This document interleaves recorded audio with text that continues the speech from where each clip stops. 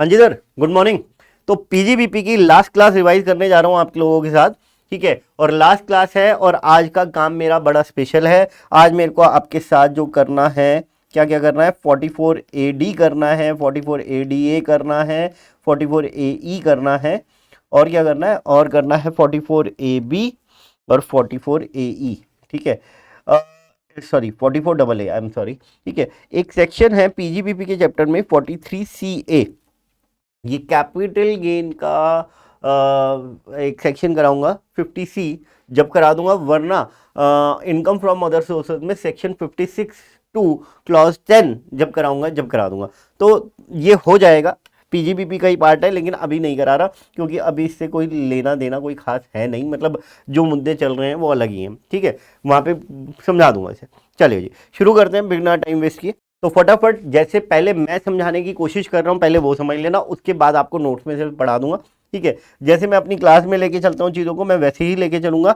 आपका एक है सेक्शन 44, अबे इतना पतला, हाँ जी, चल भाई, एक है सेक्शन 44, हाँ जी। तो एक है सेक्शन 44 AB, 44 AA, ठीक है। उसके बाद section 44 AD, 44 ADA and 44 AE, ठीक है जी। तो फटाफट इन पांचों सेक्शन को मैं इकट्ठे बढ़ाने की कोशिश करता हूं। क्यों इकट्ठे बढ़ाने की कोशिश करता हूं? कहीं ना कहीं एक दूसरे से रिलेटेड है, जरा बात समझिएगा। पहले करते हैं सेक्शन 44 AD। 44 AD क्या कहता है कि अगर आप रेजिडेंट इंडिविजुअल हैं या HUF हैं या आप पार्टनरशिप फॉर्म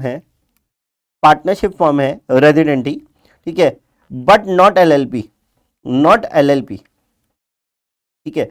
और आप कोई भी बिजनेस कर रहे हैं, एनी बिजनेस अदर देन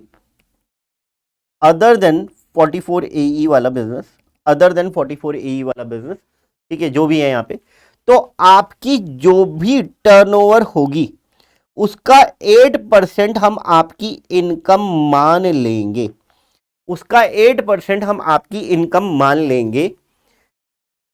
अगर आपका टर्नओवर अप टू 2 CR है तो, अगर आपका टर्नओवर अप टू 2 CR है तो, समझ में आती है बात? मतलब 2 करोड़ तक का आपका टर्नओवर है, आपकी टर्नओवर का 8% आपकी इनकम मान लेंगे अगर आप resident individual HUF partnership firm but not LLP है, ठीक है। बिजनेस कौन सा कर रहे हैं सर? कोई भी बिजनेस कर रहे हो, कोई भी बिजनेस कर रहे हो, अदर देन 44 AE होना चाहिए। इतनी बात समझ में आती है जी, ठीक है। कहता है ये जो टर्नओवर है, जिस साल का टर्नओवर है, जिस भी प्रीवियस ईयर का टर्नओवर है, उस प्रीवियस ईयर की रिटर्न फाइलिंग की ड्यू डेट तक, up to ITR due date, up to ITR due date, जितना पैसा, जितना सेल्स रियलाइज हो जाएगी आपकी,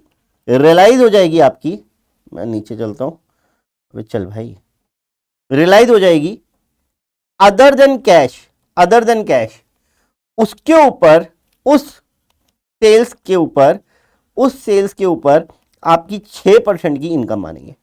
तो आपको एक और बेनिफिट दे दिया। वैसे हम लोगों ने क्या कहा कि टर्नओवर का 8% आपकी इनकम मानी जाएगी, टर्नओवर 2 करोड़ से ज्यादा नहीं होना चाहिए, ठीक है। अब क्या कह रहा है कि अगर आपने जो सेल्स की है पूरे साल में, ड्यूरिंग द प्रीवियस ईयर जो भी सेल किए, उस साल की रिटर्न की ड्यू डेट तक जितना पैसा आपने अदर देन कैश में रियलाइज करा लिया, अदर देन कैश में रियलाइज कर लिया, ठीक है ना, उसके ऊपर 6% की इनकम मानेंगे। बाकी जो कैश में रियलाइज किया है या ड्यू डेट के बाद रियलाइज किया है उसके ऊपर 8% की इनकम मानेंगे, ठीक है। एक एग्जांपल ले लेता हूं, मेरी 1,70,00,000 रुपए की सेल है, ठीक है, 1,70,00,000 रुपए की सेल है, जिसमें से 50 lakh with in the previous year आया है अदर देन कैश, जिसमें से 20 लाख रुपए आफ्टर आफ्टर प्रीवियस ईयर आया है, बट बिफोर ड्यू डेट आया है, और अदर देन कैश में आ गया, ठीक है ना।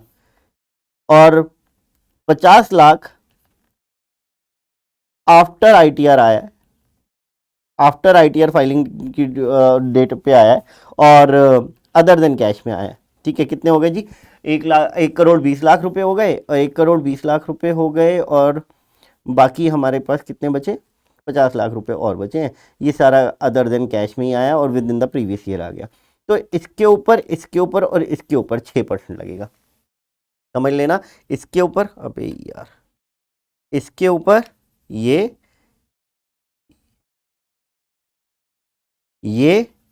और इसके ऊपर 6% लगेगा। इस वाले के ऊपर जो अदर देन कैश भी आया है लेकिन आफ्टर आईटीआर आया है, तो वो आपका 6% के लिए कंसिडर नहीं होगा, उसके ऊपर 8% आएगा।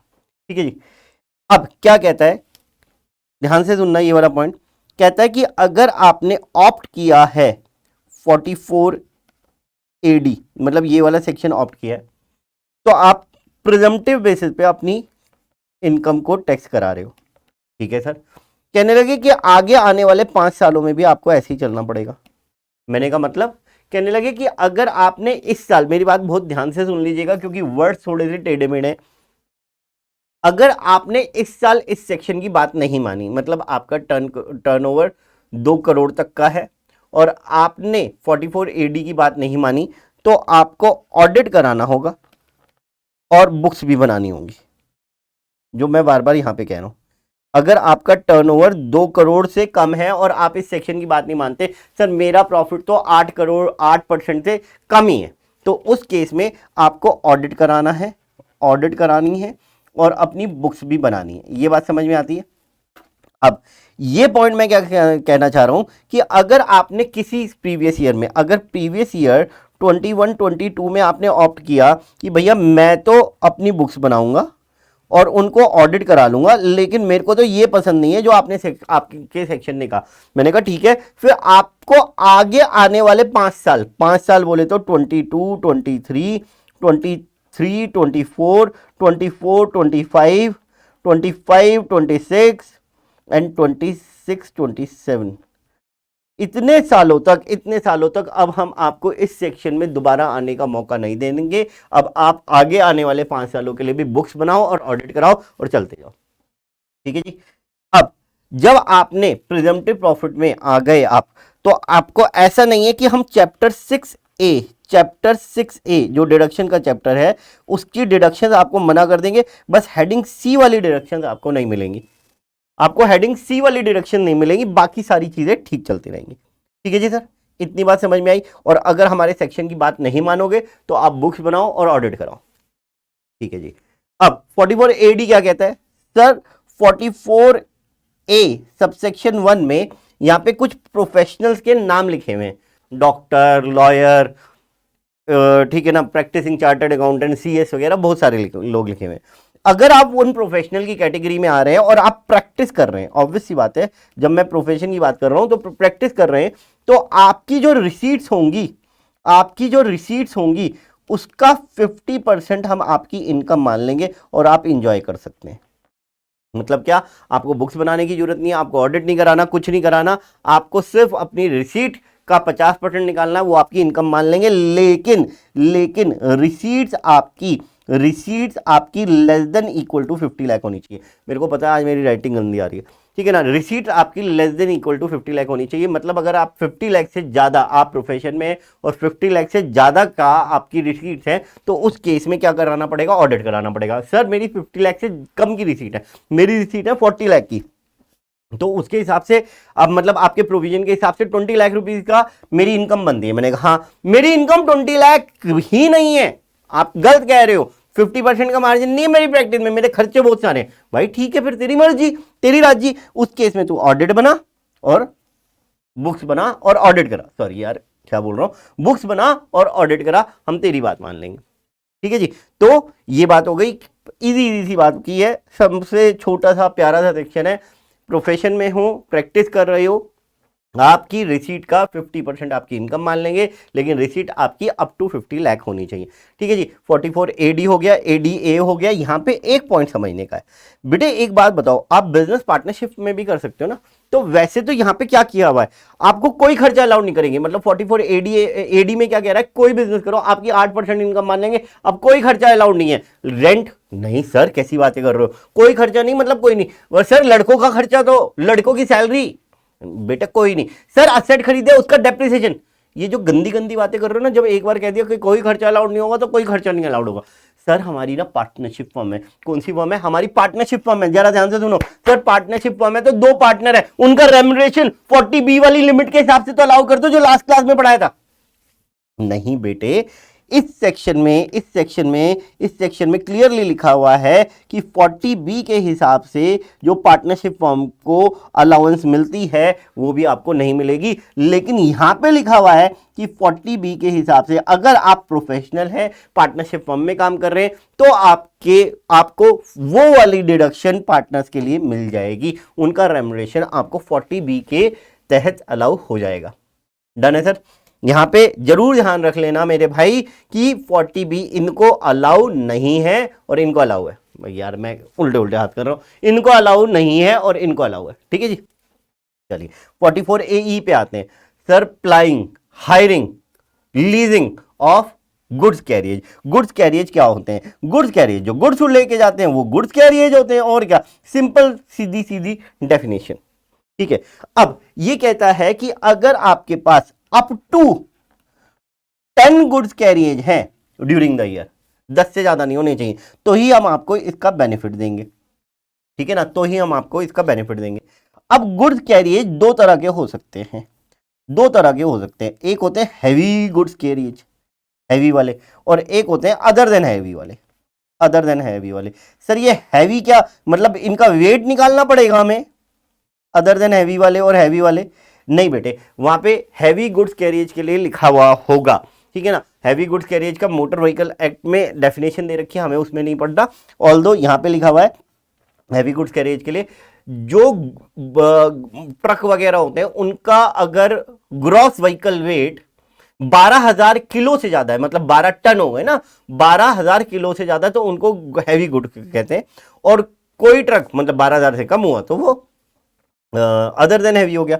और साथ ही साथ कह रहा है, रोड रोलर की बात की थी, रोड रोलर का अनलेडन वेट अगर 12,000 से ज्यादा तो वो हैवी कहलाया जाएगा, तो आपको उसमें पढ़ने की जरूरत नहीं है। लेकिन यहाँ पे समझने वाली बात क्या है कि हैवी गुड्स व्हीकल अगर आपके पास है तो उनका 1,000 पर मंथ पर टन आपकी इनकम मान ली जाएगी।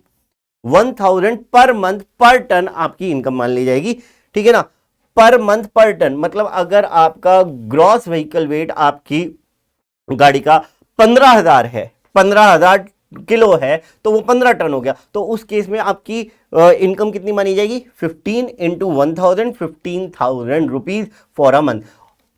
यहां पे पर मंथ लिखा हुआ है। और एक बात और बताऊं, यहां पे क्या लिखा हुआ है, यहां पे क्या लिखा हुआ है, यहां पे लिखा हुआ part of the month, part of the month भी लिखा हुआ है यहाँ पे। मतलब क्या, अगर मैंने गाड़ी खरीदी, मैंने ट्रक खरीदा, वो 15,000 किलो वाला, वो खरीदा है 20 अप्रैल को, तो अप्रैल के महीने की भी पूरी इनकम मानी जाएगी, फिर पूरी इनकम मानी जाएगी। मतलब क्या, 15,000 रुपए पूरे महीने की इनकम मानी जाएगी। जबकि मैंने 20 तारीख को लिया तो सर 15,000 डिवाइडेड बाय 30 इंटू 10, ऐसा कुछ नहीं होगा, वो 15,000 पूरी मानी जाएगी। और other than heavy goods vehicle में यहाँ पे कोई वेट वगैरह देखने की जरूरत नहीं है। यहाँ पे कहता है 7,500 रुपीज पर मंथ पर ट्रक आपकी, पर गुड कैरियज आपकी इनकम मान ली।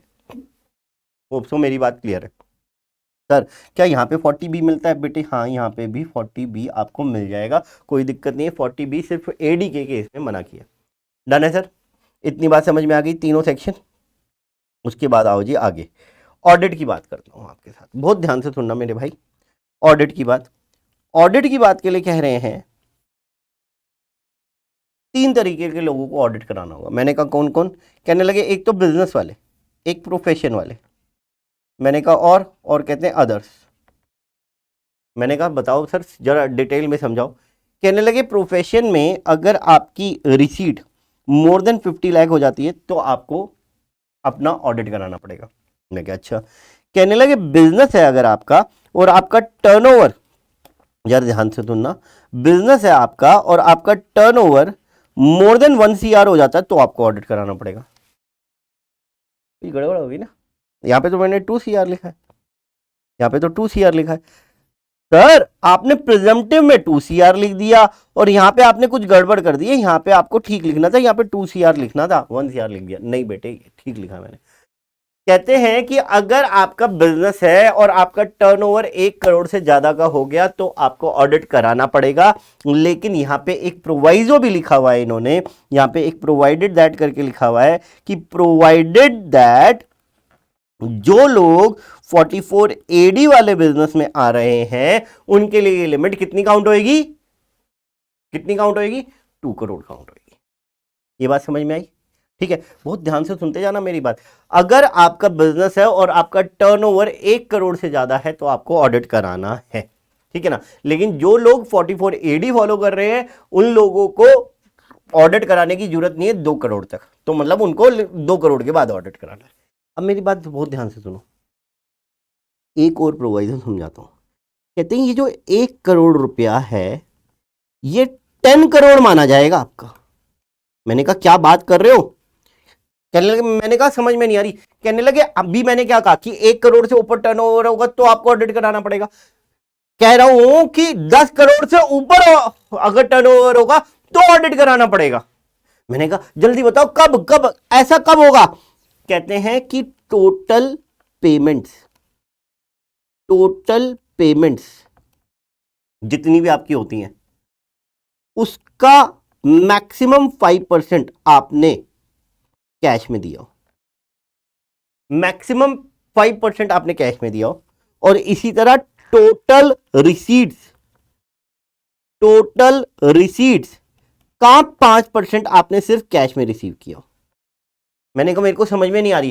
कहने लगे यार टोटल पेमेंट्स, मैं खर्चे नहीं कह रहा, मैं टोटल एक्सपेंसेस नहीं कह रहा, minded total payment capital goods की भी पेमेंट होती है, रेवेन्यू एक्सपेंडिचर की भी पेमेंट होती है, कैपिटल एक्सपेंडिचर भी होते हैं। कहते हैं टोटल पेमेंट जितनी आपने की है अगर 95% पेमेंट अदर देन कैश की है, सर आपने 5%, अबे देख तो लो ढंग से, मैं कह रहा हूं टोटल पेमेंट का 95% अगर आपने अदर देन कैश किया है और टोटल रिसीट्स का, यहां पे प्लस है, ठीक है, और टोटल रिसीट का आपने 95% अदर देन कैश लिया है, देन आपका टर्नओवर की ऑडिट के लिए टर्नओवर की लिमिट 1 करोड़ नहीं चेक की जाएगी, 10 करोड़ चेक की जाएगी।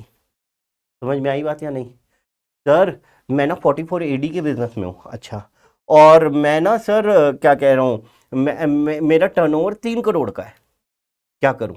क्वेश्चन अपने आप सॉल्व करो, ठीक है ना। और आप ये वाली लिमिट्स भी फॉलो कर रहे हो तो आपको ऑडिट भी कराने की जरूरत नहीं है और 44 AD भी आपके ऊपर कंपल्सरीली अप्लाई नहीं हो रहा, ठीक है। आप बुक्स बनाओ, उसके हिसाब से जो आपकी कंपटीशन की इनकम, जो भी आपकी इनकम बनती है वही हम इनकम मान लेंगे, ठीक है जी। अब 44 AB लास्ट बात सुनो। तो बिजनेस की बात मैंने कवर कर दी। पहले मैंने कहा कि बिजनेस 1 करोड़ से ज्यादा का टर्नओवर होगा तो ऑडिट कराना है। 44 AD वालों को 2 करोड़ के बाद 2 करोड़ तक की लिमिट मिल जाएगी, 2 करोड़ के बाद कराना है।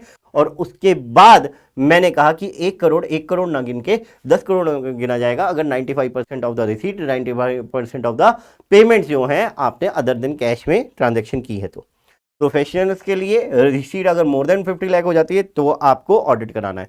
अदर्स कहता है जो हमारी बातें नहीं मानेगा, मैंने का मतलब कहने लगे जो 44 AD नहीं मानेगा, 44 ADA नहीं मानेगा, 44 AE नहीं मानेगा, वो भी ऑडिट कराएगा। क्या भाई बहुत अच्छी बात है, ठीक है ना।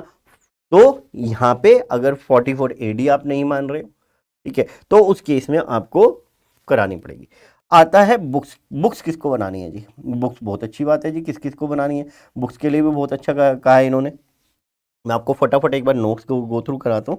नोट्स पहले ऑडिट की बात करा देता हूँ। अच्छा, ऑडिट बना कर तो लोगे, लेकिन ऑडिट की रिपोर्ट कब तक गवर्नमेंट ऑफिशियल्स को, मतलब इनकम टैक्स डिपार्टमेंट को सबमिट करनी है? तो कहता है following person are required to get their accounts audited. Zoom करूं क्या? दिख रहा है? ठीक है, following person are required to get their accounts audited by an accountant. ये जो अकाउंटेंट वर्ड लिख देते हैं ना, मतलब इतना गंदा सा लगता है। और ऑल्दो हमारी इज्जत रखी है, अकाउंटेंट को डिफाइन किया गया है कि चार्टर्ड अकाउंटेंट। Thank you. ठीक है जी। तो following person are required to get their account audited by an accountant date 1 month prior to the date of furnishing of return of income under section 139(1). तो इन्होंने अब अपनी कोई डेट नहीं दी, इन्होंने कोई अपनी डेट नहीं दी, 30 अक्टूबर 31 अक्टूबर होता है, ठीक है, इन्होंने अपनी कोई डेट नहीं दी। कहने लगे जो रिटर्न फाइलिंग की ड्यू डेट होगी 139(1) में, उससे 1 महीने पहले आपको ऑडिट रिपोर्ट देनी है। तो 139(1) में अगर आप रिटर्न फाइलिंग की डेट चेंज करते रहोगे तो ये डेट अपने आप चेंज होती रहेगी, क्योंकि ये 1 महीने पहले जानी है। ठीक है, तो 31 अक्टूबर तक अगर आपकी रिटर्न जानी है, 31 जुलाई तक अगर आपकी रिटर्न जानी है, उससे पहले पहले आपका ये ऑडिट होना चाहिए। अरे सर कैसी बात कर दी, ऑडिट के केस में तो वैसे ही टाइम लिमिट आपकी बढ़ जाती है, ठीक है ना। तो 30 अक्टूबर की 31 अक्टूबर की बात आएगी, उससे पहले तो 30 सितंबर तक आपकी ऑडिट की रिपोर्ट सबमिट हो जानी चाहिए। ठीक है जी। And furnish by that date such report. ठीक है, उसके बाद 3 लिम्स बना रखे हैं मैंने, जैसे आपको मैंने अभी बताया नोट्स में, ठीक है, बोर्ड पे बताया। तो person carrying on the business if the total turnover of if the total sale turnover gross receipt exceed 1 crore. ठीक है जी, तो ऑडिट कराना है। Above limit of 1 crore, 1 CR will be considered as a 10 CR if the following conditions are satisfied. Aggregate of all amount received, including the amount of sales, turnover, gross receipt during the previous year in cash does not exceed 5%. तो at least 95% आपने other than cash में लेना है। और इसी तरह second point, other than cash में आपने जो पेमेंट करनी है वो 95% या उससे ज़्यादा होनी चाहिए। डन है जी। एक फर्स्ट प्रोवाइडर नीचे आ रहा है, बाद में जाऊंगा वहां पे साइड वाले में। Provided that this clause shall not apply, ये इसके लिए है, ठीक है। Provided that this clause shall not apply who declares the profit and gains for the previous year as per section 44 AD and his total sales, turnover, gross receipt as the case may be in business does not exceed rupees 2 crore in such previous year। मैंने बात कर रही थी और बता भी दी, अब आपको पढ़ा भी दी, ठीक है ना। Person carrying on profession if the gross receipt exceed 50 lakhs और carrying on profession under 44A1 and claim profit to be the lower than the as mention in 44 ADA। ठीक है, और उसके बाद यहाँ पे मैं वो बात भी कह दी कि अगर आपने हमारी बातें नहीं मानी, ठीक है ना, असेसी कहता है मैं आपके सेक्शन की बात नहीं मानता प्रेजेंटिव प्रॉफिट वालों की, और मेरा प्रॉफिट तो कम है जी, ठीक है भाई, बुक्स बना ले, ऑडिट करा ले, तेरी सुन लेंगे। ठीक है, प्रोवाइडेड, ये एक छोटी सी बात और पढ़ लीजिए, कहता है कि अगर आपका किसी और एक्ट के तहत ऑडिट होता है, जीएसटी का ऑडिट हो रहा है सर, आपका स्टैट्यूटरी ऑडिट हो रहा है, कंपनी एक्ट में ऑडिट हो रहा है, तो कहते हैं कि यहाँ पे ना ऑडिट कराने की जरूरत नहीं है, एक स्टेटमेंट भर देना। तो ऐसी कोई बात नहीं है, वो स्टेटमेंट ऑलमोस्ट वो सारी डिटेल मांग लेती है जो टैक्स ऑडिट में होती। ठीक है, अगर आपने टैक्स ऑडिट नहीं कराया, ठीक है ना, अगर आपने बुक्स के ऑडिट नहीं कराया तो आपके ऊपर पेनल्टी लग सकती है 271B में, कितना 0.5% ऑफ द टर्नओवर। ठीक है, और 1,50,000 विच एवर इज लोअर।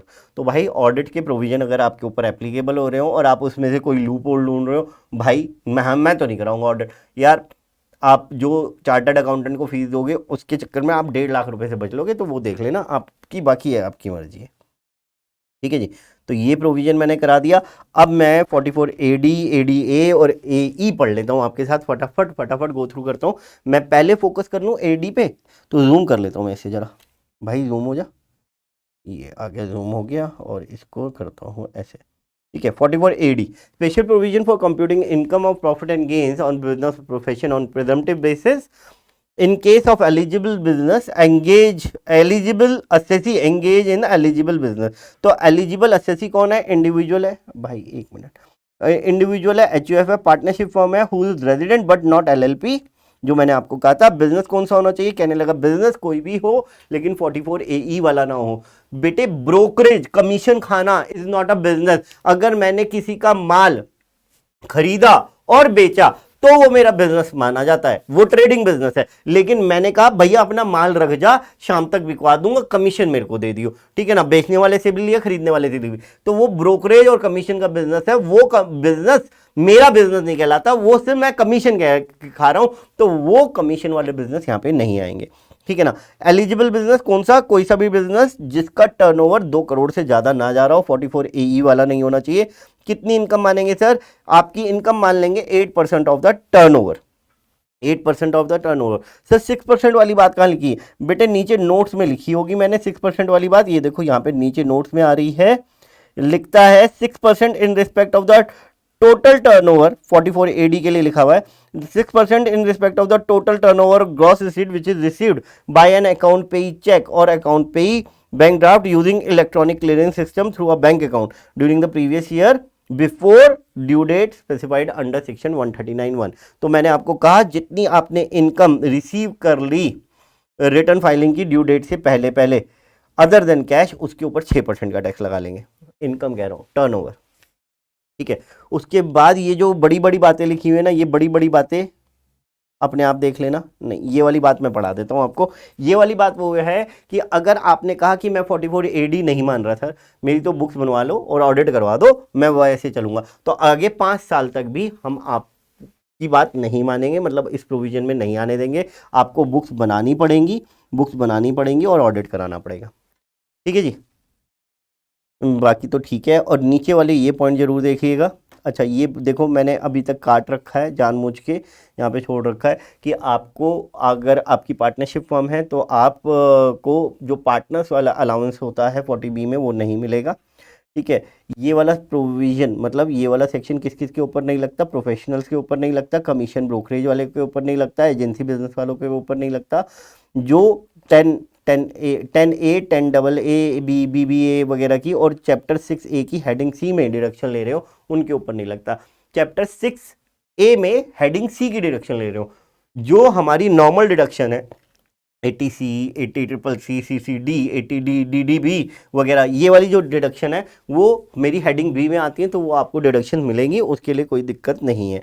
हाँ एक बेनिफिट जरूर है, एक बेनिफिट जरूर है, क्या कहता है, an eligible assessee in respect of the eligible business referred to in section 44 AD and AD8 दोनों के लिए, प्रोफेशनल्स के लिए भी है, to the extent of the whole of the amount of such advance tax during the each financial year on or before 15 मार्च।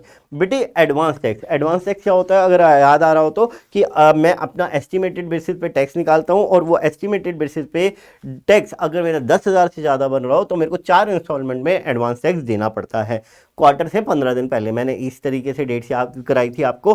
तो यहाँ पे ये कह रहा है कि 44 AD में और ADA में अगर आप फॉलो हो रहे हैं तो आपको अपना एडवांस टैक्स 4 इंस्टॉलमेंट में देने की जरूरत नहीं है, लेकिन 15 मार्च तक आपका सारा का सारा एडवांस टैक्स जितना आपका बनना चाहिए था वो सारा टैक्स पे हो जाना चाहिए, ठीक है जी सर।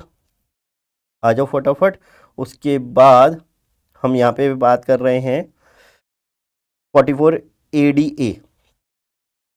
अरे चल भाई इतना धीरे धीरे चल रहा है, ठीक है। तो 44 ADA असेसी कौन सा होगा, रेजिडेंट होना चाहिए इन केस ऑफ एन असेसी। बेटे एक चीज़ थोड़ी सी ध्यान रख लेना, आप कहो कि कंपनी प्रोफेशन कर रही है, ठीक है, जिन प्रोफेशन की बात यहाँ पे की गई है 44 AA1 में, अभी मैं प्रोफेशन आपको पढ़ा दूंगा, वो normally as a sole proprietorship या फिर एज अ पार्टनरशिप फॉर्म ही काम करते हैं, LLP भी बना सकते हैं, लेकिन वो नॉर्मली कंपनी बना के काम नहीं करते। तो in case of an SSC being resident in India, chartered accountants नहीं बना सकते, CS नहीं बना सकते, लॉयर्स नहीं बना सकते, कंपनी नहीं फॉर्म कर सकते, ठीक है ना, प्रैक्टिस करने के लिए। Whose gross receipt does not exceed ₹50 lakh in a previous year, a sum equal to 50% of the total gross receipt. Sir आपने एक बड़ी बात नहीं बताई, सर अगर मेरा टर्नओवर 1.5 करोड़ है और 8% की इनकम दिखाने आपका प्रोविजन कह रहा है, मैं ज्यादा दिखाना चाहूं तो दिखा सकता हूं, क्योंकि आप तो 8% कह रहे हो, मैं 8% से ज्यादा दिखाना चाहता हूं। भाई आपसे महान कोई आदमी हो ही नहीं सकता, प्लीज दिखाइए। वहां पे भी लिखा हुआ है, यहाँ पे भी लिखा हुआ है, यहाँ पे भी यही लिखा हुआ है, कहता है कि अगर आप ज्यादा दिखाना चाहते हो 50%, मतलब आपका प्रैक्टिस कर रहे हो और आपकी 40 लाख रुपए की प्रैक्टिस हुई है, तो 20 लाख रुपए की इनकम इस प्रोविजन के हिसाब से बन रही है। आप चाहते हो कि आप अपनी 22 लाख दिखाओ, 25 लाख रुपए दिखाओ इनकम, तो हम मना नहीं करेंगे, ठीक है जी। ये बात हमने यहाँ पे लिख दी। आगे चलें जी। Notwithstanding anything contained in foregoing provision, an assessee who claims that his profits from this profession are lower than the specified in this profession in this section and whose total income exceeds the maximum amount which is not chargeable to tax, तो उसको 44AA में books बनानी पड़ेंगी, 44AB में audit कराना पड़ेगा। Done जी, आ जाओ फटाफट आ जाओ जी 44AE पे। AE in case of N assessee, कौन सा असेसी? Any assessee. तो इवन कंपनीज भी यहाँ पे आ सकती हैं, क्योंकि कंपनीज का अगर हायरिंग, फ्लाइंग और लीजिंग ऑफ गुड्स कैरियज का बिजनेस है तो वो भी यहाँ पे आ सकती है। Who does not own more than 10 goods carriage during the previous year and who is engaged in the business of flying, hiring and leasing of such goods carriage, ठीक है ना। तो उसकी पीजीबीपी की इनकम कितनी मानी जाएगी? कहता है हैवी गुड्स व्हीकल के केस में, हैवी गुड्स व्हीकल के केस में 1000 रुपये पर टन मानी जाएगी। 1000 रुपये पर टन ग्रॉस व्हीकल वेट और अनलेडन वेट। अनलेडन वेट मतलब ये उसके लिए कहा गया है, रोड रोलर के लिए कहा गया है, और ग्रॉस व्हीकल वेट ट्रैक्टर्स के लिए, वो ट्रक्स वगैरह के लिए कहा गया है। And other than heavy good vehicle है तो 7500 रुपीज़ पर मंथ का ली जाएगी आपकी इनकम। और claim to have actually earned from the vehicle, अगर आप ज़्यादा दिखाना चाहते तो वो ज़्यादा दिखा देना, which ever is higher. 40B आपको यहाँ पे मिल जाएगा, कोई दिक्कत नहीं है। अगर आप इस सेक्शन की बात नहीं मानोगे तो बुक्स बनाना और ऑडिट करा लेना। डन है जी। मेरा रह गया 44AA। 44AA ऊपर आ गया होगा। बुक्स किसको बनानी है जी? हाँ, बुक्स ही तो बनानी रह गई थी हमारी। तो बुक्स किस किस को बनानी है सर? बुक्स बनानी है अगर आप स्पेसिफाइड प्रोफेशनल है। स्पेसिफाइड प्रोफेशनल कौन से होते हैं?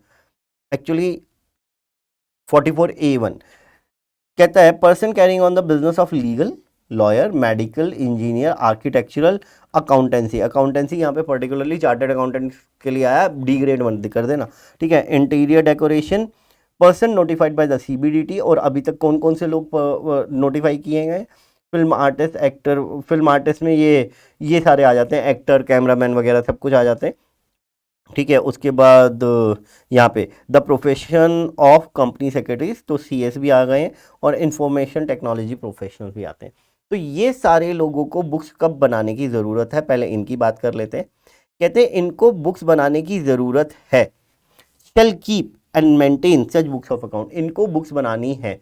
देखो अगर ये प्रोफेशनल 44ADA ऑप्ट कर लेते हैं तो बुक्स बनाने की जरूरत नहीं है, लेकिन अगर ये 44ADA ऑप्ट नहीं करते हैं तो इनको कौन सी बुक्स बनाने की ज़रूरत है? क्या कहते हैं? कैश बुक मेंटेन करना, जर्नल बनाना, अगर आपकी अकाउंटिंग एक्रूवल बेसिस पे कर रहे हो तो आप, ठीक है, लेजर बनाना, और कार्बन कॉपी रखना सारे बिल्स की, ठीक है ना, ठीक है, जो इशू किए हैं आपने 25 रुपये से ज़्यादा के, और ओरिजिनल बिल रखने हैं सारे खर्चों के, ठीक है जी, कोई नहीं। और अगर आप मेडिकल प्रोफेशन में हो तो आपने डेली केस रजिस्टर बनाना है इन फॉर्म 3C, मार्केट से मिल जाता है, स्टेशनरी शॉप से, बड़ी स्टेशनरी शॉप से, और इन्वेंटरी रजिस्टर। बेटे पहले डॉक्टर्स ऐसे होते थे जो अपनी मतलब क्लिनिक चला रहे हैं और वो दवाइयाँ भी साथ ही साथ रखते थे, तो इस वजह से यहाँ पे इन्वेंटरी रजिस्टर की बात हुई है। डीम प्रॉफिट, जो हमारी बातें नहीं मानेंगे 44ADA4, AE, BB, BBB, तो उनको ऑडिट कराना पड़ेगा, ठीक है जी।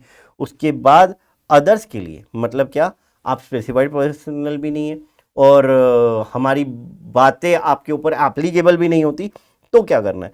तो बेटे ये कहता है कि अगर आपका बिजनेस है और आपकी बिजनेस की इनकम, माइंडेड यहाँ पे इनकम की बात हुई है, इनकम 1,20,000 से ज़्यादा है या नया बिजनेस शुरू किया है तो 1,20,000 से ज़्यादा हो सकती है, देन इन दैट केस आपको अपनी बुक्स बनानी है, ठीक है। अगर सेल्स की बात करते हुए कहता है अगर आपके बिजनेस की सेल 10 लाख है या 10 लाख से ज़्यादा हो सकती है तो आपको बनानी है। अच्छा, 1,20,000 नया बिजनेस है और आपको एक्सपेक्टेड है कि 1,20,000 से ज़्यादा हो जाएगी तो आपको बनानी है, ठीक है। नया बिजनेस है, टर्नओवर 10 लाख से ज़्यादा हो जाएगा तो बनानी है, लेकिन आपका एग्जिस्टिंग बिजनेस है, पहले से चल रहा है, ठीक है, तो आपको बनानी है नहीं बनानी। तो अगर आपकी 1,20,000 पिछले 3 सालों में कभी भी आपकी इनकम 1,20,000 से ज़्यादा हुई है या आपका टर्नओवर 1,20,000 से ज़्यादा हुआ है तो आपको बनानी है, ठीक है जी सर। ये हो गई बात। एक और बात थी शायद यहाँ पे, हाँ, स्पेसिफाइड पर्सन के लिए मैंने कहा कि कौन सी बुक्स बनानी है ये मैंने बता दिया, कब बनानी है, ठीक है ना, कब बनानी है। 44ADA फॉलो कर लोगे तो नहीं बनानी, 44ADA नहीं फॉलो कर रहे आप, ठीक है ना, तो बुक्स कब बनानी है? कहता है कि अगर आपके पिछले 3 सालों में हर साल में आपकी रिसीट 1.5 लाख से ज्यादा हो जाए। वहां पे जो ऊपर लिखा हुआ था 1,20,000 पिछले 3 सालों में से किसी भी साल में ज्यादा होगी, ठीक है, तो आपको बुक्स बनानी है। यहां पे कह रहा है पिछले 3 सालों में हर साल में 1.5 लाख से ज्यादा अगर आपकी रिसीट हुई है तो आपको बनानी है, ठीक है। और न्यूली प्रोफेशन सेटअप है तो उस केस में 1.5 लाख से ज्यादा होगी तो आपको बनानी है। मेंटेनेंस कितने टाइम तक बुक्स मेंटेन करके रखनी है? 6 years from the end of the relevant previous year नहीं लिखा हुआ, असेसमेंट ईयर, प्रीवियस ईयर है मेरा 21-22, ठीक है। तो रेलेवेंट असेसमेंट ईयर कौन सा हुआ? 22-23, ठीक है। तो 22-23 हुआ तो 31 मार्च 2023 से आगे 6 साल तक बुक्स मेंटेन करके रखनी है। अगर आपने बुक्स मेंटेन नहीं की तो 25,000 रुपए तक की आपको पेनल्टी लग सकती है। तो आज मेरी पीजीबीपी की क्लास छोटी सी रही, मैं एक क्लास और रिकॉर्ड करूंगा जिसमें मैं आपको क्वेश्चन कराने की कोशिश करूंगा, और जो हमारे 14 मार्क का जो पहला वाला क्वेश्चन होता है उसमें जो पीजीबीपी का पार्ट होता है वही मैं आपके साथ 3-4 अटेम्प्ट का डिस्कस करने की कोशिश करूंगा जिससे कि आपको कॉन्फिडेंस आ जाए, ठीक है फ्रेंड्स। तो पीजीबीपी हमारा कंप्लीट हो गया अप्रॉक्सीमेटली 3.5 घंटे में, and that is a good enough, ठीक है। नेक्स्ट रिवीजन उठाते हैं कैपिटल गेन की। Thank you friends.